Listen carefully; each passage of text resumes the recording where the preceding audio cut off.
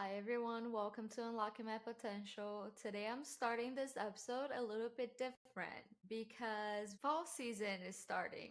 One of my favorite seasons in the year. As you can see, if you are watching through our YouTube channel, I have a little pumpkin pillow that I got right next to me, and also this cute little pink ghost mug to revamp the space a little bit for Halloween, for the fall, for everything in between that we have going on.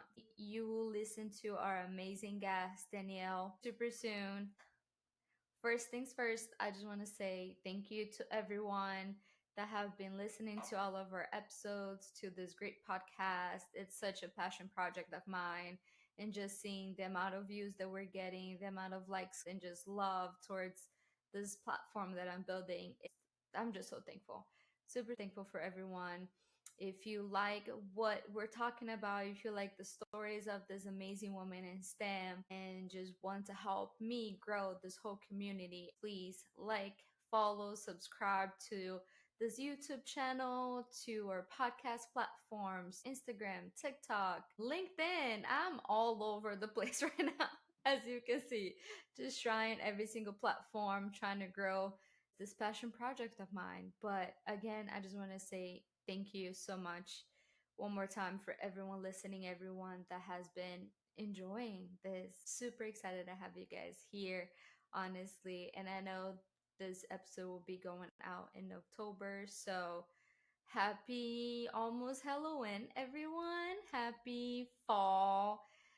Happy everything. I hope you guys are having an amazing year so far. I know it's getting close to the end, but stay strong. We got this. I believe in you. And I'm just so excited to show a little bit more content of myself, my life, the behind the scenes of this podcast project, and just everything that I have to offer, hopefully. Me with my lack of self confidence right now, a little bit. But again, just super excited, super glad I got to have you guys here. And so thank you so much. And let's get started with this awesome episode now.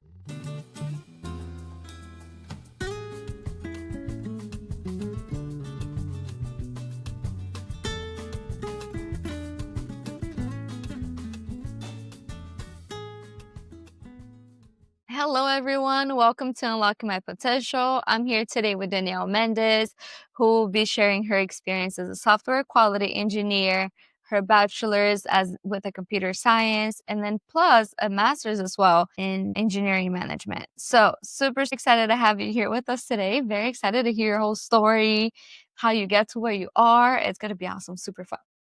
Gosh, thank you so much for having me, Natalie. I am really excited to talk to you today. Of course, thank you. So I always like to start these episodes all the way from the beginning of your full story. So at what point did that little spark happen where you decided, okay, I am going to go to university, study a STEM program, and then become who you are right now? Yeah, so actually, it's a very interesting story, believe it or not. I'm going to go back before I decided to go into STEM. Okay. I actually wanted to be a journalist. I actually wanted to go in and do a whole journalism program. That was something I was super interested in high school, early high school, to the point where I took 2 years of journalism classes. It was like I was really dead set on doing journalism until I had a course with a teacher, and this interaction with this teacher completely changed my perspective on journalism because she, let's say, wasn't the best educator and wasn't the Mm-hmm. nicest person. And I'll say that really kind of stopped my interest in that field. And I was kind of lost for a little bit. I didn't really know what I wanted to do. I actually joined a robotics program in high school right after that. And the robotics program is what really opened doors for me. I had amazing mentors, amazing colleagues throughout that whole program. I was probably in first, it was called First Robotics. I was in first for about 2 years, and that's what really opened the doors for me. Wow, that is a very different beginning, which is really cool. First, very upset that you had a bad experience, right, with a professor where it kind of just changed what you thought you were going to do for the rest of your life and what your interest was to something else. But at the same time, kind of glad that you had that robotics class and just having that experience that opened up the doors a little bit to a different path. So that is really cool. Right. I love how there are programs like that when you're a kid and you're just able to see all the cool stuff that you're actually able to do if you do become an engineer, if you do go into a STEM program. So that is really cool. Right. And I think like another thing is I think a lot of us know that teachers make or break, kids' experiences through things, but they really do shape where you're going to end up, what you're going to do as you're going through finishing your school, finishing university, and going into the real world of what career you're going to go into. You never know, like, one bad experience can completely change like my whole path. And so that's kind of what happened in that sense. And yes, like robotics was amazing. I was part of the like software engineering program on our robotics team, and my I got a chance to code. I also got a chance to be on like the social media team. We had to write up like engineering documents. It was an amazing experience that really opened my eyes to what engineering could be. Because when you're young, especially being a woman, a young woman, and people don't really tell you what engineering is. You don't really know. You hear the words, but you have no like no interaction, no experience with it. And I'll say like that really like changed everything. And the mentors that I had through this program in high school, I was actually able to like job shadow them, which was an amazing opportunity. They had like small tech companies where I was able to job shadow and see what code they were working on, the small clients they were with. That is so cool. That is so awesome. I love one how you're able to do different things with the club, right? You're able to code, but also write the documents, and you're able to see the full perspective of engineering is not just one thing, right? There's so much more to it. And plus the shadowing, you get to see the real world experience of what it is and actually be able to figure it out like, okay, this is what I want to do. Because now you're seeing the day-to-day perspective of what that job could look like in such a young age with so much ground and a whole path to go through college. So that is so cool. I've never heard of a program like that before, to be honest, where you have mentors that you get to shadow and you get to do different perspectives on the club. So that is awesome. I'm so glad you're able to go through that. Yeah, so the program is actually called First Robotics, and it's all over the country. It's actually all over the world, and it's not really like battle bots. It's not really like anything like that. It's more so like puzzle games. So you build a robot. You're there with a team. So my team was not with the school. It was actually with a community. So there are community teams. There are also school teams, and you get to go through these puzzle type games that change every year. It's very much like a sports team, except it was very much dialed down to STEM. And it was really cool because it wasn't just the engineering, it wasn't just the mentorship, it was also like the networking. I got to work with all types of people all around the country, all around the world, and then go to these competitions, cheer on our team, but also one of the big things that they wanted to nail in for us was gracious professionalism, which is like, yeah, we're rooting on our team and we want to win ultimately, but also we're not going to knock someone down a peg. I'm for sure gonna look up that program because I've never heard of it before. It seems to be so, so big and it gives you the whole opportunity, like you said as well, to just network with people and just get to experience such an awesome experience, I'll say, from like the beginning. So that is amazing. I'm so, so glad. And then from that, you had that amazing experience with the robotics club where you got to experience coding a little bit and writing documents and shadowing and what engineering is all about. What made you decide to go into a computer science degree instead of any other type of engineering? Because I know with the robotics side, it's very focused also into the mechanical engineer aspect of it. But you do have the computer engineer, you who do have the computer science. So what made you go into an actual computer science degree out of every single option that you had? Plus Florida Polytechnic University, which is such at that point it was such a very new university and everyone ended up going to Florida Poly for a whole different reason. So I'm just very excited to hear what brought you to that school at that point. Yeah, definitely. So I'll say that on my time on the robotics program, like exactly like you mentioned, there are so many different components that go into like robotics and like working on like an actual robot. But I was definitely more focused on the software side. That was something that I was way more interested in. And then also the mentors that I had, like I said, own their own software company. So I was able to, like I said, job shadow with them and really get like more hands-on experience with like, I even sat in client meetings. I was able to not work directly with them, but witness everything they did day to day. And that was like, eye-opening. I'm like, I want to do that. That's exactly what I want to do. I like I'm done. Like that's it. And so from there, mid high school years, you're trying to figure out what's my path? But where am I going? I knew I wanted to go to school. I knew what I wanted to do at this point, but I wasn't really sure what avenues. And I think I actually heard from another one of your interviews that Florida Poly went to Tampa and they used to go to some of the movie theaters and they would sit in. And I actually went to one of those events. It's awesome. And I was like, wow, like Florida Poly is super cool. Like it was my first choice, honestly. I was so excited. They even came to another one of the university fairs at my school.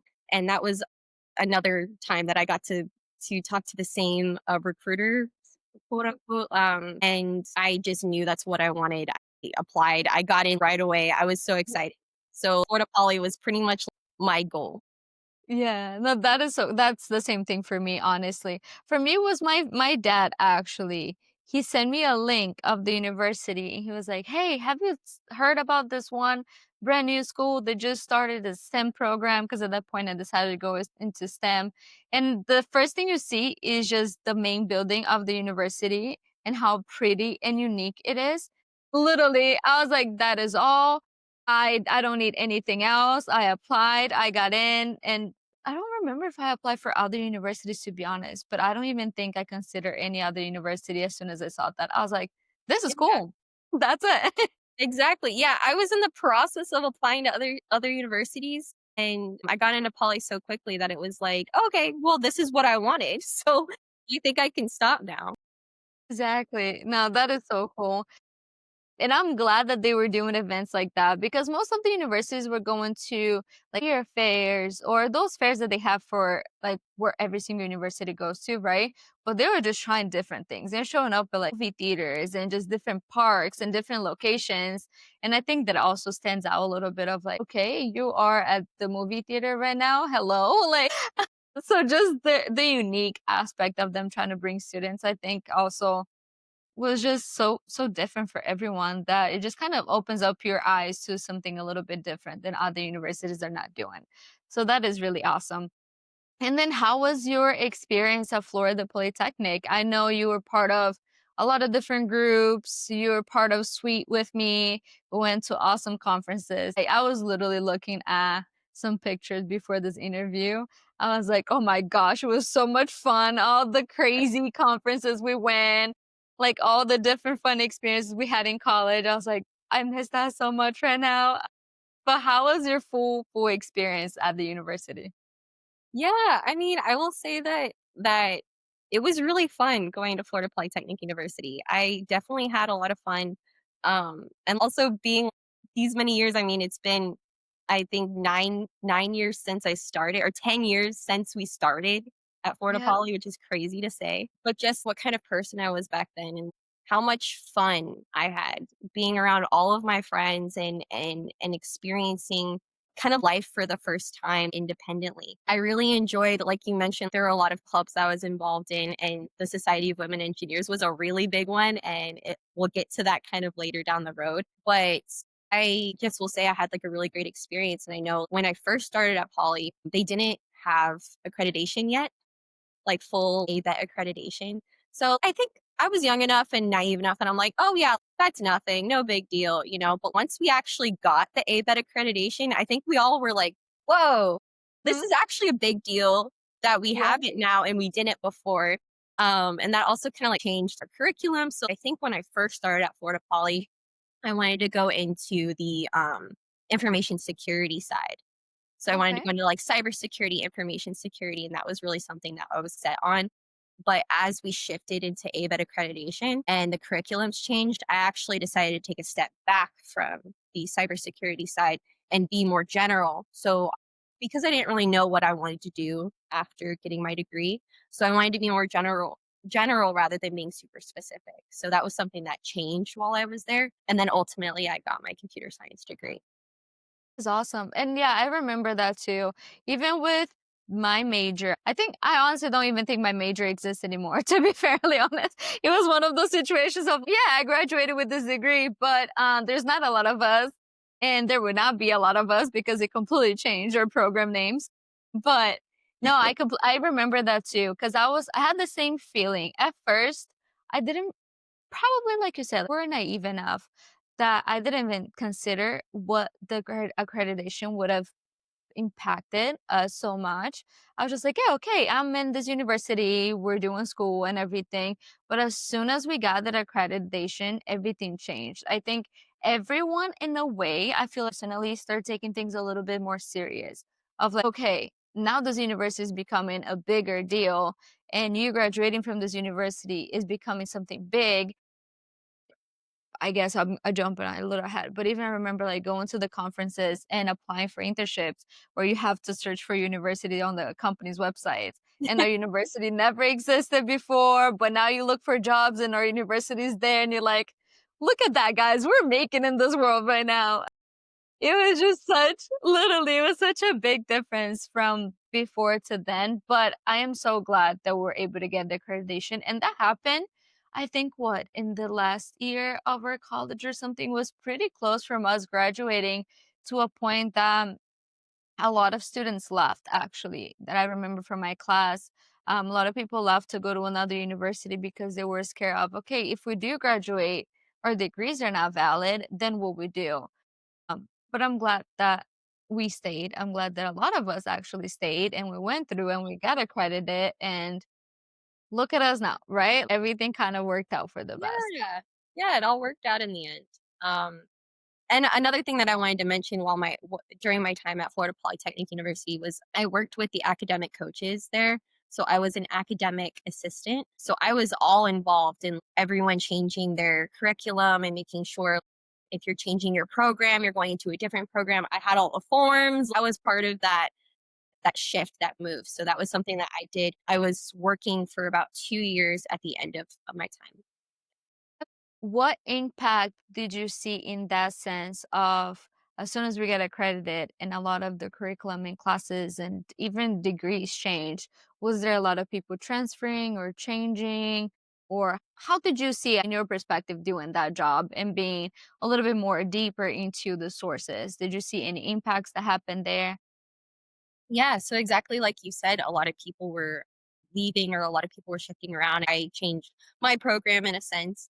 Um, there was, I think, a lot more anxiety amongst the students. And you can sense that if there's any major change, you have a rush of students coming and getting forms and asking for advice. And I knew the base level advice, but anything like deeper than that, I would have to make an appointment for them to talk to one of the coaches. So you can definitely sense that sort of anxiety amongst the students and you could feel that shift for sure. And did you see the notice of how the anxiety kind of stopped or slowed down and things got better once we did get accredited at that point? Yeah, definitely. After that kind of growing pain, quote unquote, I would say that, yeah, I definitely think things have gotten better. Yeah, I felt within like myself of okay, what do I do? Do I leave with everyone? Do I stay? Do I don't know what to do? And then you have everyone's opinions around you of like what you should or should not do. But I'm glad we stayed, honestly. It was awesome. It was such a fun time. Yeah. That's And it was such a fun time. Like I talked to a lot of people that did not have the best experiences in college, but I look back and I'm like, I was a happy person. I was enjoying my life. Literally, it was awesome. But I love that you had that job, that you had the opportunity to see things a little bit like deeper as one of the resources within the coaches, right? And then from there, what other groups, what other involvements did you have within the university? so aside from that job at Florida Poly, we also had to go through and do internships. That was one of our Hmm. requirements to graduate. And that's also something that I would advise other students on. Make sure, you get these internships in really early. So I had a very small remote internship with the American Red Cross. Okay. And I was kind of in the information security side of things, not necessarily cybersecurity, so it wasn't hands-on coding, but it was more so just making sure that data wasn't getting leaked and making sure that social security numbers were not being misused and not being emailed around. I was the person really reviewing flagged data, basically. How was your experience having a remote internship? I don't think I've talked to anyone that had a remote internship at that point, to be honest. Yeah, because it was definitely before COVID. It was before all of that. I I will say I don't think I had a great hands-on experience as other chips if they were in person. I think I would just go home from school, log on, do a couple of things. I didn't really have a relationship with my coworkers in a sense. I just really knew my boss and I would just sign on, check emails, check do the flagged data portion of things. Um, and that was kind of all I did. So I will say, especially before COVID, I think it was kind of an indicator of what I like, of whether I wanted to be in office or want to be fully remote. I think it was kind of foreshadowing in a sense. I'm an extroverted person. And I feel like I didn't have a great hands-on experience, even though I loved what I did. And I think that if I had better connections, I might have been able to change that into something else. But since it was completely remote, I will say it was not probably not as educational and probably not as connecting as it would have been if I were in office. No, I completely understand. I've never had a remote internship. I mean, I work remotely now, so I guess my life became that. But within an internship, I completely understand where you're coming from. I do think the best part of my internship was the connections, was being there with people, getting to know people, getting to shadow a lot of the engineers and the production managers that were at 3M at that point, which is the internship that I did. That was the biggest part of my whole internship. It wasn't even me doing the job, it was just me seeing what the real world could look like. So I completely understand. And then I kind of process things right now too. A lot of the interns that we're still hiring within EA, for example, they are remote positions and they are getting that experience that you did. So how do we connect them a little bit more to the organization and to the people? And is there any way to do maybe one time them going to the office, meeting people in person? That's kind of how where my mind is going right now. Okay, there is a lot of people nowadays after COVID that are going through remote internships because there's so many out there.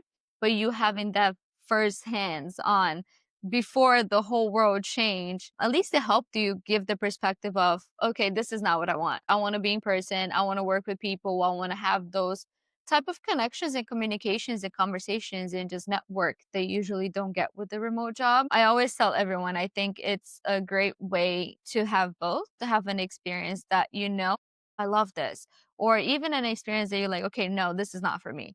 That way you can move on and try to find the thing that you actually want. So with that in mind, within the internship of, okay, I did this remote job. It was not really what I wanted in regards to the work that I was doing, in regards to the actual position and everything. How did you move from there, from college to the next thing, the next opportunity of your full-time job in your life and everything? Yeah, excellent question.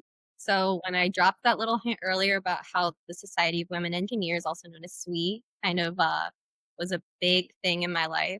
I will say at the end of my college experience, I was able to go to a SWE local event. And this was based in Tampa.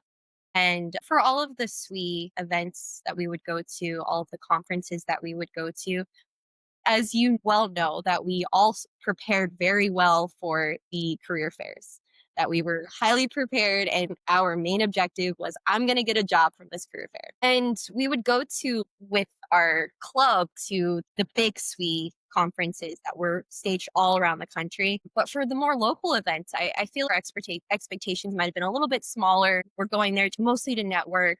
We are prepared. We do have our resumes. We are wanting a job, but I didn't think I had really high expectations of going to this career fair. I dressed up. I was super prepared. I had my portfolio. I had everything Okay. that I needed. And that is when I got connected with Lockheed Martin at that career fair. And I had a great conversation with a hiring manager on the spot. She actually pulled me to the side and we did an on the spot interview, just right there on the floor. Nothing was set up prior. We walked over. Okay. It was actually super intimidating looking back at it because she asked me if I wanted to go into a private room with her. And I was like, yeah, of course. And at this convention center that we were at, the room that we went into was a big convention room where the lights were out. And we were just sitting there in these chairs with the lights on this side of the room and the lights were off on that side of the room. And I'm just having a casual conversation with her about my experiences in college and all of this. So I will say it was super intimidating. I was probably super scared, but it ended up really being a great conversation. And I walked away, I got her name, I got her contact, and I felt good about it. And I kept going with the rest of the event. Later that day, I actually got a phone call from her saying, "We want to give you the job. We That have it is for amazing. you. It's a software engineer. This is how much you're going to be making." And that first call, the same day as the event, I was so happy. It was like best day of my life. That is amazing. One, I love that that happened to you. That is it was the most random thing that you just told me, I guess, because usually with the at least with the big conferences, I've never been to a local one, but with the big ones, if you get an interview, it's like, okay, hey, later in the day at this room with this time and whatever, and you have that time to prepare yourself for the interview. Where with you it was like, hey, let's go to this room and chat. Yeah. And it's just like then no preparation, right on the spot. You just that's it. You have to figure it out how to do it. But that is amazing. I'm glad you're actually able to go through it though, in a sense of sometimes when we try to fully prepare ourselves for an interview, they don't go as well as if it was just spontaneous like that. Yeah, Because we're trying to over prepare of this are the questions and this are the answers and this are the topics. And the conversation a lot of times don't even go in those directions of the topics and the conversations that you thought you would. So it's really hard to fully prepare yourself for for an interview. And then you mentioned one thing that I love. It's how super well prepared we were for the conferences with our portfolios.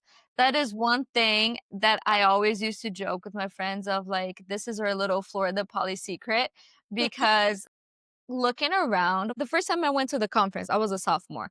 And I kind of had in my mind of like, okay, I'm not gonna get anything out of this. I'm just a child at this point. So I was just looking around and seeing how everyone goes into the conferences. They all have their resume, and it's just like one page, one paper. Go talk to the company and trying to just like sell yourself at that point, which I think the portfolio already makes you stand out so much. Where you actually did research about the company, you've sometimes applied for jobs before going in, you fully showing yourself, not just telling yourself with your personality at that point, but also with a whole folder and documentation of mhm, everything. Like you're super well prepared.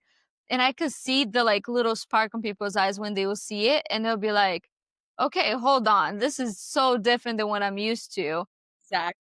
which is such a huge change. I've been mentoring and I keep telling them if you go to a conference, do a portfolio. It takes so much time, takes a lot of preparation and effort, but it's so worth it at the end because it does bring a little bit something different, right? Like you're already competing with so many people from all over the world and you have to try to stand out a little bit. But Exactly. I love that. And I will say, like, I use your portfolio idea because you're the one who, you came out, you knew like, hey, this is how we stand out. You shared it with the rest of the club. And I will say that was like one thing that I did at that local event was I created a portfolio, a personalized portfolio for each company. And one was specific for Lockheed Martin. I had it all, printed out, the cover page for like Lockheed Martin, my name, the date, everything, handed over my portfolio with all of my project experience and all of, my leadership experience that I had throughout my time at Florida Poly. And I will say that's probably something that really stood out to that hiring manager that ended up pulling me to the side. So I will say, like, I have a big thank you for you because I really think that that helped me stand out. That's something that I would definitely keep telling other people, that are in similar shoes, going through college, or even if you're not, even if you're going to like a career fair, like later down in your career and you want something, you want to change, I would definitely say the portfolio is a really great idea. Thank you. I appreciate that. I don't remember how I came up with it. I think I saw like a YouTube video of a guy that was trying to negotiate his salary and he created this whole portfolio about it. I don't even remember the name of the guy, but I just remember me being in the conference and you just get rejected left and right when you're in your first 2 years of college, which is so sad, but it happened. And I remember I just sat down at some point and I was like, okay, I'm going to stop talking to the companies and I'm just going to look around and I'm gonna see what people are doing and trying to learn from others, right? And then that's when I noticed everyone's just there giving one page of a resume. trying to talk to them. And a lot of people are just being turned to the side, like, no, we want this specific person. Or people were standing out based on the universities they went to as well. That's one thing I noticed. It was like, oh, you're from Harvard, you're from MIT. Yeah, let's go chat. Where to me, I'm like, okay, I come from a very small school. We're not even an accredited yet at that point. Every time they look at my resume, they're like, what is this university? So if that's the first question that I'm getting, I need to switch the whole scenario. That cannot be the first thing they see. They have to see something more. So Reset I the remember exactly. exactly, 100%. And then I remember that was me and Veronica, because Veronica also joined, and we just created a little PowerPoint of like, this is the portfolio, and we presented to you guys. And I remember everyone just all working together, getting all their portfolios together for the next conference. It was just lots of fun. I love preparing and organizing in folders, and I just get excited, geek out about all of that. But I'm so glad that you had that experience, which is so, so cool. And that phone call you mentioned, as soon as you get the phone call in the conference of, this is it, we want to offer you something, you're just like, yes. Like, I remember my dad told me, okay, if you get an offer, don't freak out. Try to be like, yeah, let me think about it. And then for me, it was the same thing. I got a call from 3M and I was like, yes, when, where, who, I'll be there. I blacked out, but yeah, I'm there. Literally. Exactly. Like, I don't even know what you just said to me, but yes, it's so funny. It's the best feeling though. And I'm so glad that you got your first job at such a huge and amazing company too, which Exactly. incredible. And tell me a little bit in that side of how was your first job, your first experience with the company? I know now you're doing a whole different role as well. So how was that transition from one role to another? And I'm assuming you're loving the company because you're still there. So some pros and cons, everything in between that you want to share about that part. Yeah, I mean, so now I've been with Lockheed for about 6.5 years, going close to year 7. I started out as a software engineer, as I mentioned, and it was great. I really enjoyed going in every day. So for me, my team was a little bit older than me, and there were no other people around the same age. So that was something that I felt a sort of disconnect. But I was trying to like be a sponge, try to learn as much as I could. And I will say, like, the transition from like university and learning how to code in university and learning like all of the fundamentals and then applying that on your first job is like very difficult. There is a huge disconnect there. And then I feel when you first start, I feel this is where a lot of the imposter syndrome stuff comes from, is that huge disconnect. I had imposter syndrome so bad that I should know everything that I'm doing right now, and I don't. And because I don't, then I'm behind. And I'm very much an overthinker. And I will say, to this extent, having these types of feelings starting my first job, one of the biggest mistakes that I made in my first position at Lockheed was, because I felt I should have known all of these things, I was asking less questions because I felt I was already behind and I needed to catch up to where everyone else was at. But I was a level 1 entry level engineer coming into this company. And in hindsight, that's crazy. I should not have been so hard on myself first starting out and with senior level um, engineers around me. But I think because of that lack of, questioning things and lack of, trying to connect, I felt that was a huge problem that had started. And that was starting before COVID hit, when I was going in office every single day. And when COVID did hit, then everything went completely remote. I was in office for a little bit less than a year before the pandemic hit. After uh, after that, we were completely remote. I was remote for about 4 years. We never went back. And now I think those teams are coming back to an extent. But I was completely remote during that time, and I think that disconnected me even further, and I felt that was a huge pitfall in my growth and in my career. To me, it was a very similar thing, to be honest. I think a lot of us, or probably almost all of us, I would say, we do have the little bit of imposter syndrome whenever we join a new team, right? And I went through the same thing where I joined a team with a lot of older people, a lot of very experienced people, and you're just coming in and you're like, everyone is so smart, everyone knows what they're doing and what they're talking about. I feel I know literally nothing. I get to a point that I don't know what I learned in college. I feel I learned nothing because I'm just freaking out and I'm overthinking life. And a lot of us go through that little freak out, but it takes time and adoption to be like, okay, you're new at this. You are very young. There's no expectation of you knowing everything. It's completely the opposite. A lot of companies expect you to know nothing and then they can help you and teach you and build you to the engineer that you're going to be at some point. But the disconnect with COVID was really rough. Even for me, I was in the office for 2 months because joined 3M as a full time in January 2020. So March COVID hit, went straight remote, and have been remote since then. But that disconnect of okay, for 2 months I was there with the whole team, and then out of nowhere I'm not. And I'm just trying to still learn and grow. 2 months, you don't learn much. Like, it takes at least 6 to 12 months for you to feel, okay, I kind of think I know what I'm doing. I don't even know 100%, but that disconnect is just really rough. And it's something that currently, right now, after doing this for a couple of years, I'm in that process right now too of like, I need to do something at least hybrid. And my company's going hybrid soon, so that would be good. But I felt that disconnect all the time. Of every time I go to an offsite and we're together in person, it's just so different. I know I love the remote job. Don't get me wrong. There's so much flexibility. I'm in my house. I don't have to fully get ready. I just need to put a nice shirt. There's a lot of pros, but I feel now of I need that. I need the connection. I need to talk to people, Structure. go to lunch, yeah, have the conversations they usually don't have if you're just working remote. So I completely understand. Yeah.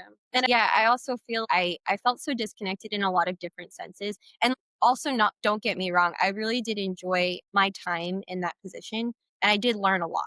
But I feel the disconnect in so many different senses of I'm the only entry level engineer. And that changed as I was on the team a little bit longer. There were a couple more entry levels and I think they all felt disconnected also.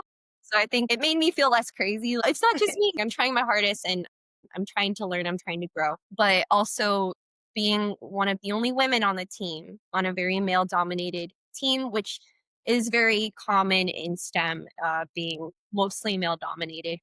So being the youngest, being the only female, being disconnected from going completely remote. I think there are just a lot of layers into how I felt in that position. And that's kind of like what contributed to it being a little tainted in a sense.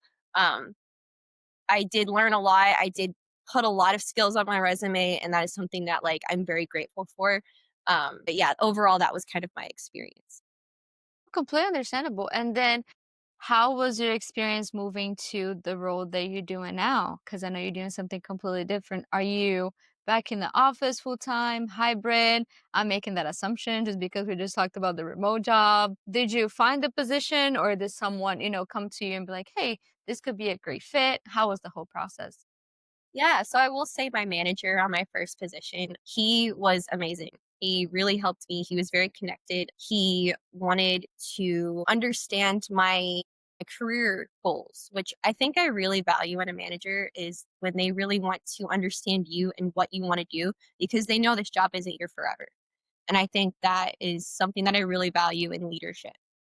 While I was on that team in software engineering, that's when I decided to go back to school and do the tuition reimbursement with Lockheed Martin. So I went back to the University of Central Florida and I got my master's in engineering management because I wanted to kind of take a step back from being super technical since, I had experience being technical and I could probably jump and get, a different type of technical role. But I wanted to go more managerial or I wanted to go very project management oriented because that was something I had some interest in. Um, so kind of shifting gears into that. My manager was well aware of my goals of either going into management later down the line, whatever avenue I wanted to do that, but also that I wanted to be very project oriented and not necessarily technical. So he kind of kept an eye out for me. And I will say, working for a defense contractor, there's some volatility in contracts. Like things sometimes you can lose funding in some areas and things need to shift. So I will say that something that happened to my team is that there was a funding shift and they needed to shift people around. So I kind of for a very temporary amount of time I went over to another team and I was doing like technical documents for them, still as my role as a software engineer. But I will say, like, my job didn't necessarily feel safe because of that rockiness with the funding. So my manager had a conversation with me saying that a position opened up with software quality engineering and that he thinks that I should apply for it. And I was like, wait a minute. Give me some reasoning as to why you think this would be a good fit for me, but also, do you think I should?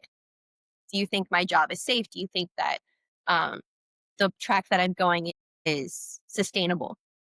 And he was like, "You never know," kind of deal, but also, I know that your interests are in project engineering, and I think that if you get some more experience in different aspects of the program, because I never actually said I work for the Alice program for the Okay. F-35. Um, so the F-35 is a fighter jet, and I work on the maintenance systems for that fighter jet. So like the ground systems, anything that helps maintain the fighter. So he was saying that if I had any interest in staying in the program, this would give me more of a program overview.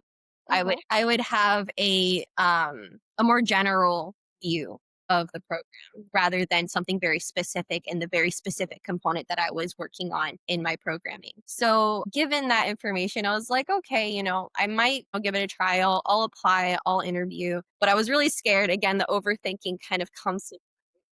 I'm like, what even is software quality engineer? What do they do? How do I know I'll be able to do it? I already have imposter syndrome and now you're going to throw something else. I don't understand. So I will say that overthinking of me definitely scared me. But overall, I think in hindsight, it was a really good fit. I do really enjoy my job. So as a software quality engineer at Lockheed Martin doing in the same program, I now touch kind of every segment in the product lifecycle. Okay. So I get to see when the products come in. I get to do inspections on them. They get configured with similar programs that I was working on. Mm-hmm. So the code gets configured in. Then I do the software testing to make sure that everything is integrated properly into the systems that we then ship to base. So I think I have a way bigger sense of what's going on with the products that I was working with. And I didn't really know because I was so tunnel vision into what I was doing every day that I didn't really see the big picture. And I didn't really understand like where what I was working on and where it fit in like Mm-hmm. the bigger picture. And now I get that big picture because I took that step back, which I think is important when it comes to that kind of managerial or that project management sense. Mm-hmm. Now, one, I'm glad you answered the question because I was about to ask, what in the world does a software quality engineer does? To be fairly honest, I don't think I've ever heard that role before. Yeah. So I was expecting something similar and very different than what you just explained, just based on like the actual title. So thank you for explaining to me because I was gonna literally be my next question. So what do you do now? Yeah, and I mean, I will say to give just a little bit more detail, I do audits on multiple products that Lockheed has for the F-35. So I am like one of the auditors, which is kind of like very silly task that we do. I'm glad then doing the job that you do now, you're able to see everything from the bigger umbrella perspective of it. Of this is how everything actually connects and have a better understanding of everything, which will help you so much get to the next level, whatever the case may be, right? If it is on management side of things or project manager, product manager, whatever it is, I do think that your manager was honestly an amazing manager for even pointing this out. This is how you're trying to grow. This position can literally help your path of growth and just giving you a different perspective and a different knowledge that will help you in the future, no matter what path you decide to go. I love managers like that, to be honest with you.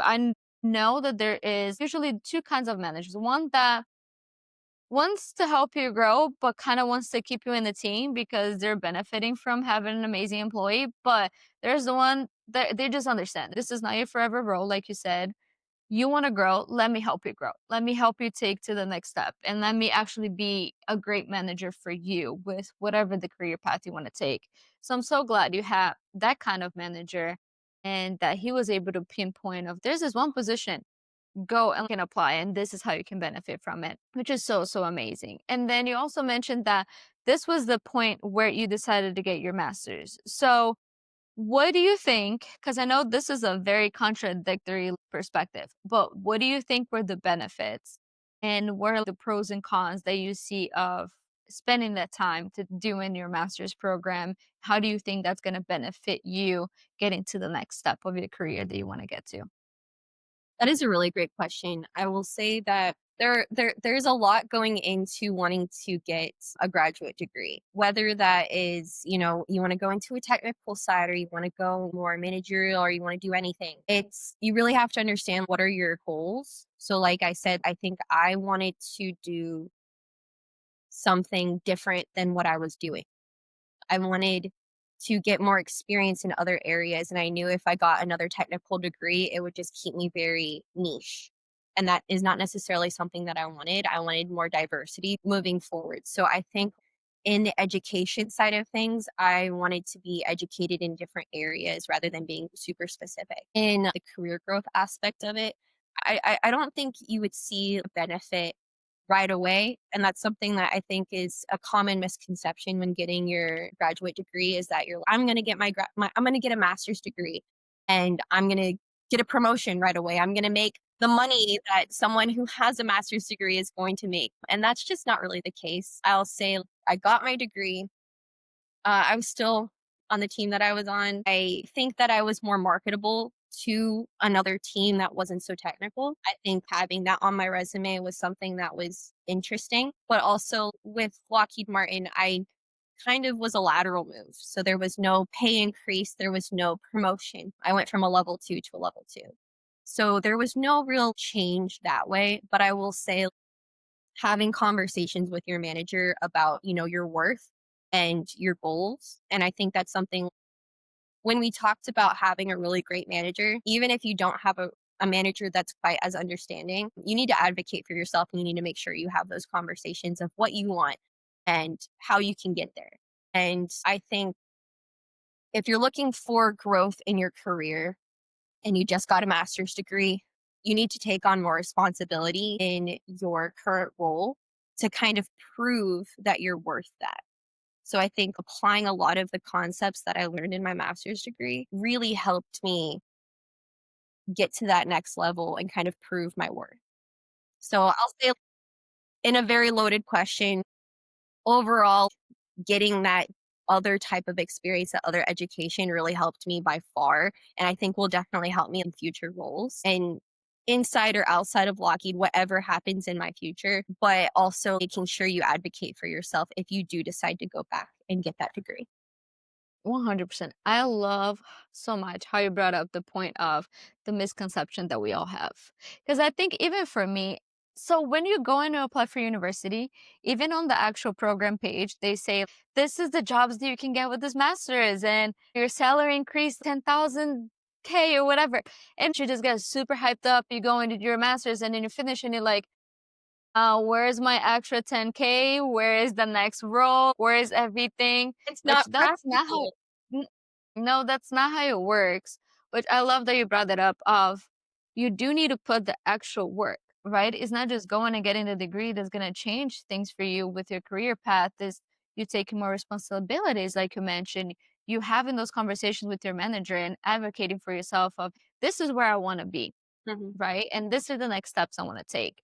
And now I have this master's degree. Now I have this knowledge and this understanding that brings me to a whole different umbrella, right? It brings me to a whole different path. So I love that you brought that up because that was me in the beginning. I was like, okay, forget a master's. You can make all this money and jump to this. And then you start talking to people and that's not how it goes. The website is all lying to you. That is so funny. But okay, I have a random fun question actually, because I don't know much about the master's program that you did. So, give me your top 3 classes that you liked the most from your master's program and why. Ooh, that's a really great question. So again, my program was remote for the most part, but I did have this one class. It was like a capstone sort of class where we did go on site. And even though our program was very much in the managerial, engineering management sort of things, this class However, as difficult as the class was, it was very interesting and very educational because we got to apply um, a lot of our past experiences into the projects that we worked on. And the project was a like egg transporter where you made like a sort of device that could go downstairs and keep an egg safe. So I will say like that was a very interesting thing, and like we had to keep kind of a journal of every meeting that we had with our team and like who took what role. And I think that really helped me in my current role because I'm a huge note taker. So I think learning how to take those notes, learning how to define roles, learning how, regardless of the actual technical aspect of doing this egg thing, the lessons that I took out of that, I think was a very interesting concept. And I think that was the overall point, obviously. But yeah, that sort of capstone class was definitely a very interesting class for me. Another class that I took that I really enjoyed was an ergonomics class, um, Okay. which was, I think, kind of an oddball in the program. It was probably one of my electives, and I really enjoyed that class as well. Learning how to make sure that your body is in the correct posture and making sure what the type of roles that we're working on, how does that impact our body? So I found that very interesting as well. So I would say those were two of my top classes. I know you asked for three, but I think Oh, two. no, that's okay. That is okay. No, I didn't even know that the second class was a thing, to be fair, Lance, which I need all the tips and tricks because I've been working from home and my back is hurting and my arm is all the way up there and I don't even know what I'm doing. I know. I need to take all the notes from everything you learn on that. Hey, Natalie, get your back straight on the chair. I think that'll help because I sit with like my legs crossed and then I have my legs here and there. Oh, Lots of girl, work I in am the progress. same way. I am not perfect. Do not get me wrong. It's like I took the notes on the class, I passed, but yeah, did I learn 100%? My leg still feels comfortable on the wrong way. That is okay.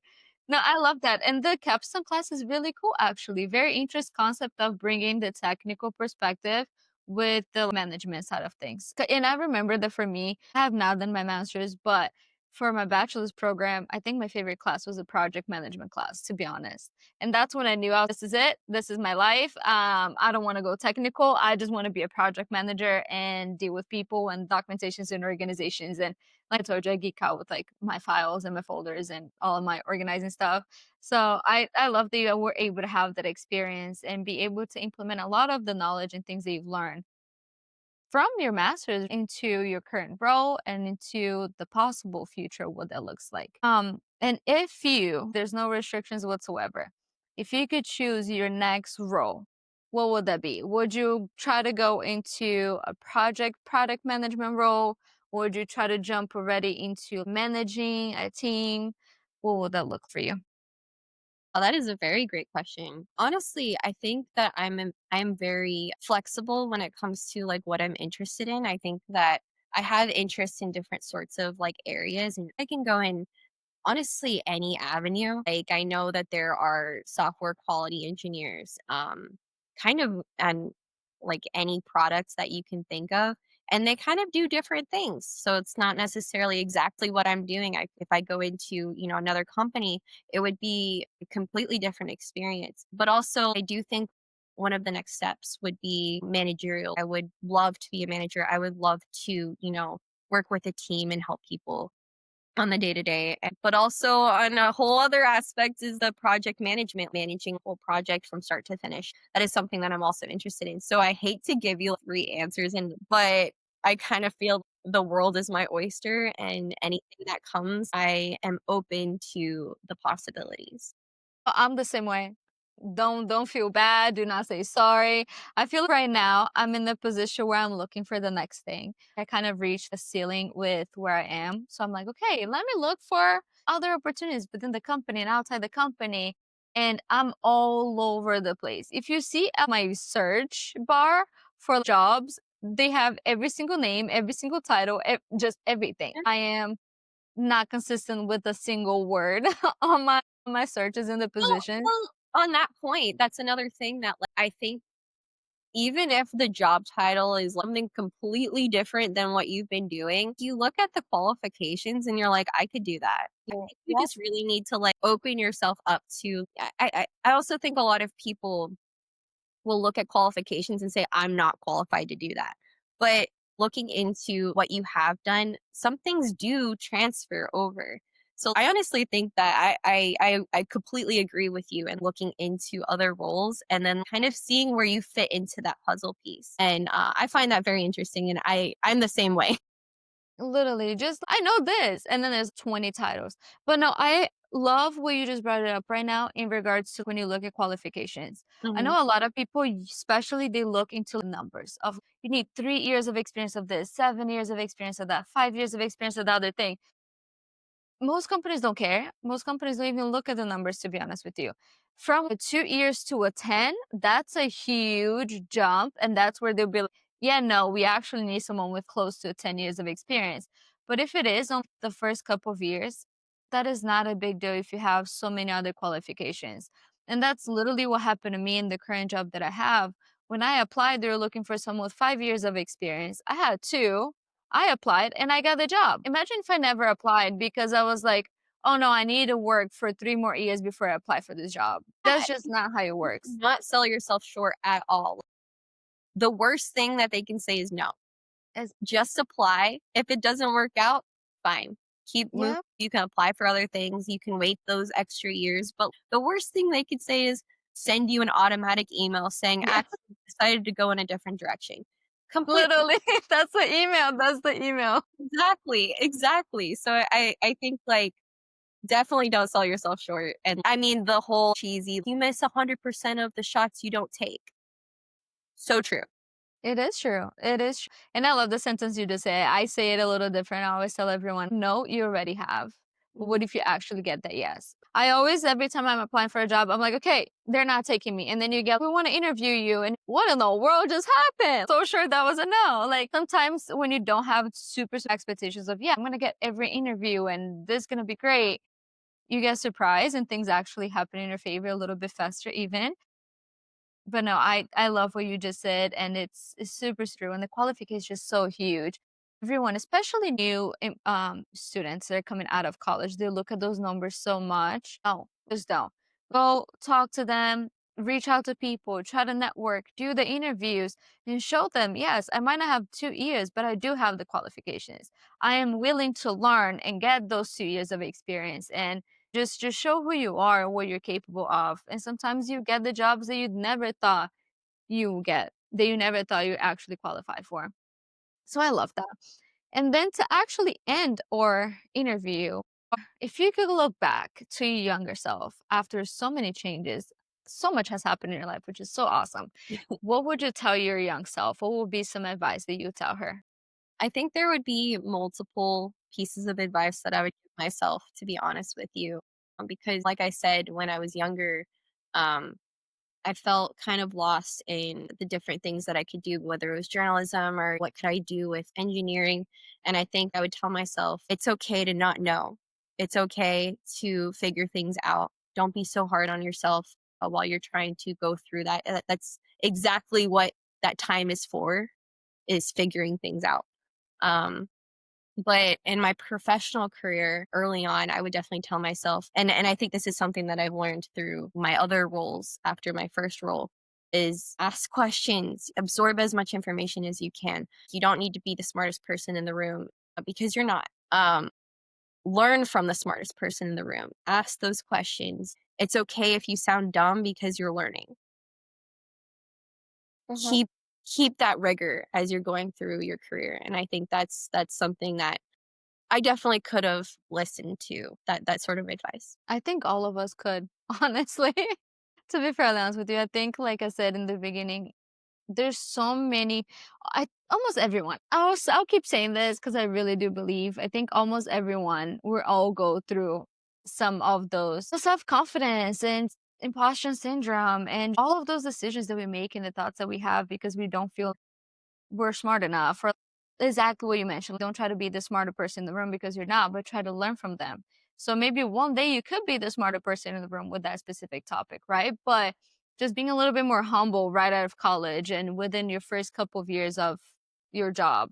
Because I am 5 years in with my full-time job, and sometimes I still feel like I know nothing. So very humble experiences in life out here of I'll talk to someone super smart that has been doing this for 20 years, and I'm like, why do I get to make this decision? I know nothing. You should be the one making this decision right now. So even later on, you still have some of those doubts and those uncertainties, which it's okay. But I just love the advice that you gave right now and that you were telling your young self, because I think my younger self needed to hear those things as well. And a lot of people do too. I just wanted to thank you, honestly, so much for just being part of this episode and this podcast, for sharing your amazing story. You have such a cool story of how everything started to where you are now. And I'm just so excited, and I cannot wait to see what your future is going to hold with whatever position comes to you, whatever title comes with that position as well, because the titles are so different. I just had such an amazing time listening to you. Thank you so much.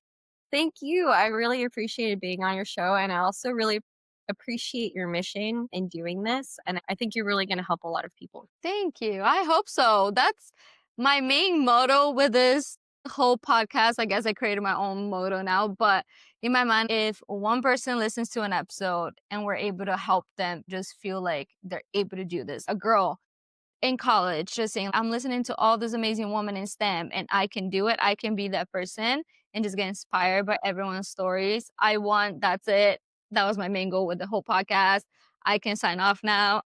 So honestly, I just, that's the whole thing, just helping one person. Cause I think we all needed some type of platform back in the day to just listen to people's real stories and everything they went through to get to where they are now. So I appreciate you saying that, truly. And yeah, thank you again. And thank you everyone that is listening to this episode.